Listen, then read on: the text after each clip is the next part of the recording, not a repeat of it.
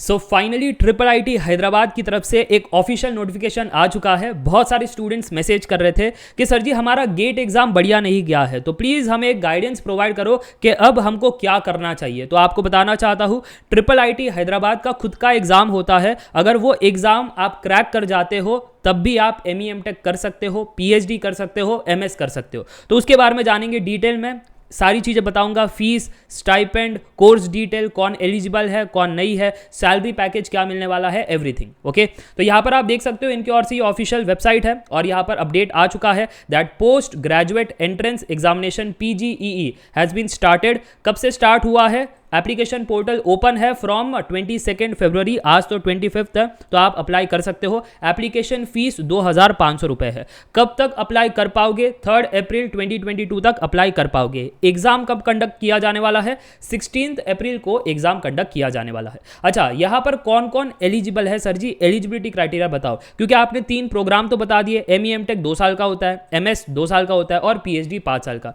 But इसमें apply करने के लिए कौन कौन से स्टूडेंट्स एलिजिबल है? एमई/एमटेक का 4 डिसिप्लिन यहाँ पर उन्होंने प्रोवाइड किया है। पहला है कंप्यूटर साइंस इंजीनियरिंग सीएसई, दूसरा है सीएसआईएस यानी इंफॉर्मेशन सिक्योरिटी, और तीसरा यहाँ पर है कंप्यूटर एडेड स्ट्रक्चरल इंजीनियरिंग, और चौथा है product design and management. Famous है ये पहले 2 के लिए, बाकी के 2 न्यूली ऐड किए गए हैं। ये भी चीज आपको पता होनी चाहिए। अब बात करते हैं, अगर सीएसई के लिए अप्लाई करना है तो B.Tech, ME MTech all branches eligible है। स्पेसिफिक ब्रांच नहीं है कि अगर आप सीएस से किए हो बी.टेक तभी आप एलिजिबल हो, ऐसा नहीं है। ऑल ब्रांचेस एलिजिबल है।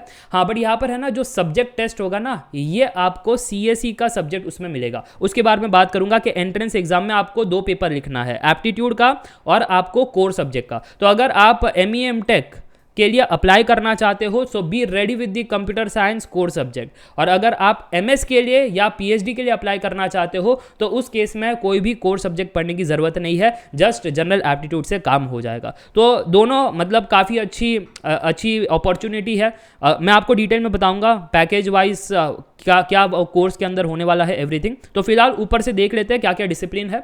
तो अगर आपको computer science and information security CSIS में अप्लाई करना है, again BTech, ME MTech all branch eligible है। तीसरा वाला सिविल वालों के लिए है, सीएएसई स्ट्रक्चरल इंजीनियरिंग, यहाँ पर बी.टेक इन सिविल वाले ही अप्लाई कर सकते हैं।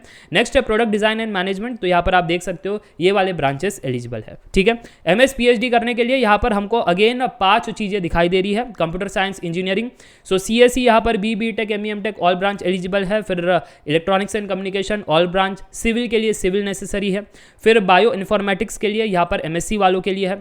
आईटी इन बिल्डिंग साइंस यहाँ पर बी.टेक ऑल ब्रांच एलिजिबल है। ठीक है, बात करते हैं पीएचडी के बारे में, तो पीएचडी में भी यहाँ पर कंप्यूटेशनल लिंग्विस्टिक्स अगर आपको अप्लाई करना है तो बी.टेक के बाद भी आप पीएचडी कर सकते हो। ये काफ़ी इंपॉर्टेंट है, बहुत सारे बच्चों को पता ही नहीं कि पीएचडी कर सकते हैं without ME MTech degree. Yes, that's possible in triple IT Hyderabad, provided आप उनका एंट्रेंस क्रैक करो। ठीक है जी। नेक्स्ट यहाँ पर आप देख सकते हो वो एमएससी वालों के लिए है। स्पेशल इन्फॉर्मेटिक्स एमई/एमटेक वालों के लिए है। Cognitive science B.Tech, yes you can do PhD. उनके बाद एमबीबीएस, एमए ये सारे कर सकते हैं।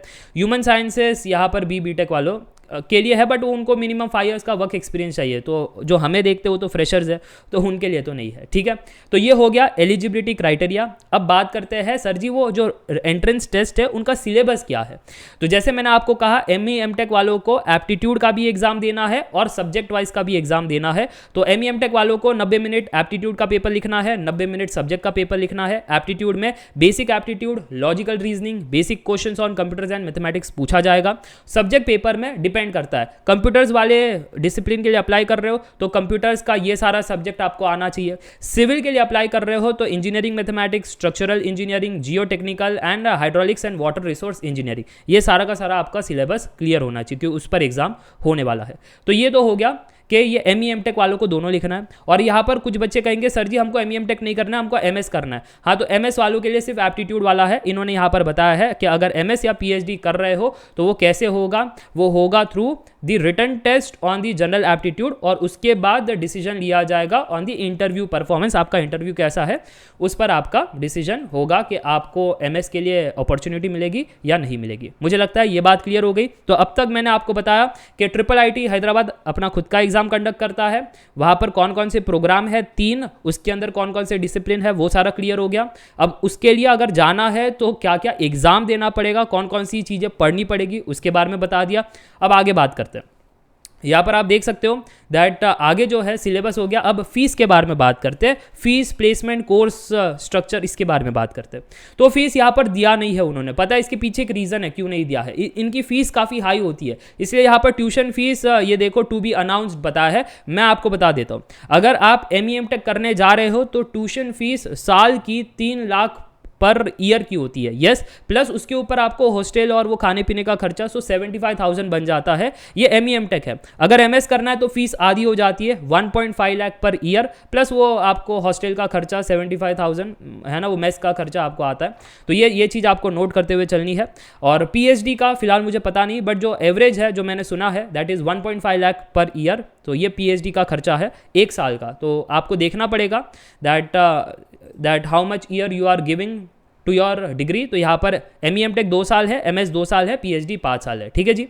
चलो अब आगे बात करते हैं यहाँ पर स्टाइपेंड मिलने वाला है या नहीं। हाँ, ये काफ़ी इंपॉर्टेंट है। अगर MEM टेक कर रहे हो नो स्टाइपेंड, बट अगर MEM टेक अगर गेट क्वालिफाइड हो और कर रहे हो तो MHRD से स्टाइपेंड मिल जाएगा आपको 12,500 रुपये पर मंथ का, ठीक है।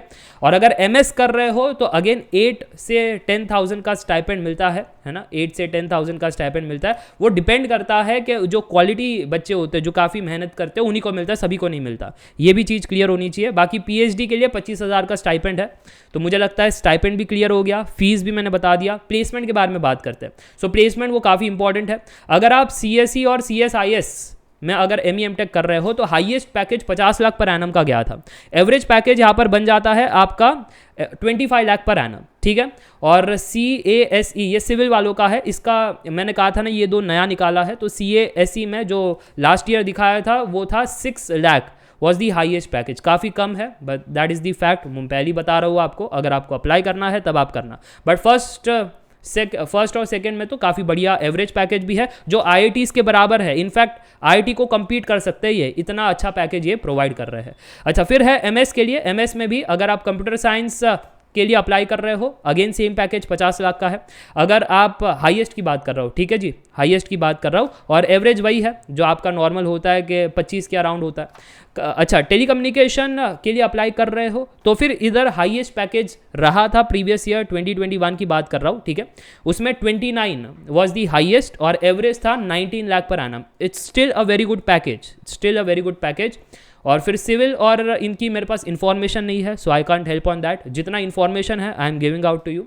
अच्छा, उसके अलावा अगर कुछ बच्चे पूछेंगे कि सर जी यहाँ पर ट्यूशन फीस तो दिया नहीं है, तो क्या ट्यूशन फीस आपने बताया है उतनी रहेगी या उससे ज़्यादा रहेगी? ज़्यादा हो सकती है ना, वो देखना पड़ेगा कि ये कब अपडेट करेंगे। बट ये प्रीवियस ईयर का कंपेयर देखो तो इतना आपको एक्सपेक्टेशन रखना है कि इतना तो मिनिमम है ना, इससे ऊपर ही होगा अगर होगा तो, नहीं तो इतना ही होगा। तो इतना तो आप एक्सपेक्ट कर ही सकते हो। So that was the complete idea of IIIT Hyderabad. Comment करके जरूर बताना डिड यू गॉट एवरीथिंग, या फिर भी अगर कोई डाउट है तो कमेंट सेक्शन में लिख सकते हो। I will give your answers. अच्छा, लिस्ट ऑफ सेंटर जो है वो भी यहाँ पर आप देख सकते हो। कुछ बच्चे कह रहे हैं कि सर जी यहाँ पर जो एग्ज़ाम होगा वो कौन से सेंटर में कंडक्ट किया जाएगा। Lot of centres are there, तो कोई दिक्कत वाली बात नहीं है। तो मुझे लगता है क्लियर हो गई सारी चीज़ें। ये देखो इन्होंने ऊपर से यहाँ पर दिया है कौन कौन से डिसिप्लिन आपके प्रोग्राम के अंदर होने वाले हैं। So do a proper research, है ना। मैं तो दिया ही है आपको एक प्रॉपर रिसर्च, बट फिर भी जो वहाँ पर ऑलरेडी कर चुके हैं या कर रहे हैं उनसे रीसेंट सिनारियो क्या चल रहा है उस पर पूरा डिस्कशन करो और फिर ही आप इसके बारे में सोचना। बट मेरा मानना है IIIT Hyderabad is a very good institute, क्योंकि ये आपको अच्छी प्लेसमेंट भी देती है और ये आपको अच्छा प्रोग्राम भी सिखाती है। प्रैक्टिकल होता है तभी आपको इतना कोई पैकेज देता है, नहीं तो इतना पैकेज कोई नहीं देता, ठीक है। चलो इसी के साथ वीडियो एंड करता हूँ। Meet in the next video. Till then take care, bye bye for now, see या।